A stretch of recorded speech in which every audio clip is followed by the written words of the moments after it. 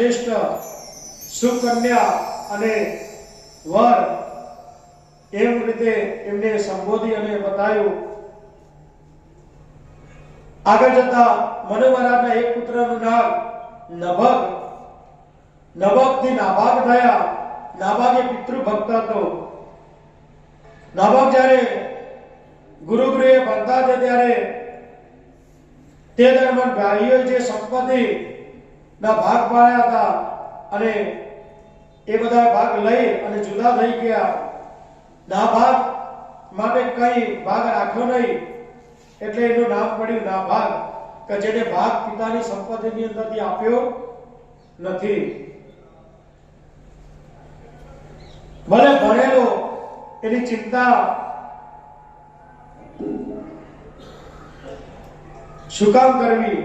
આપણે ભણેલા ગણેલા હોઈએ ન મળે તો જાત મહેનત ઉપરથી પણ બધું ભેગું કરી શકીએ, પણ અહીંયા તો એને ભાગ આપ્યો નથી કે તારો ભાગ એકબીજાના સામે જોયું, પણ બધાએ ના પાડી એટલે આમાં તારું કશું નથી, તું એથી નીકળી જા. એટલે બધાએ ભાગ પાડી લીધો. તો કે પિતાનો ભાગ એટલે કે પિતા કે સંપત્તિ તો અમે બધાએ લઈ લીધી, પણ હવે પિતાને તારે રાખવાના છે. તારો ભાગ એ પિતા, તારા ભાગની અંદર પિતા.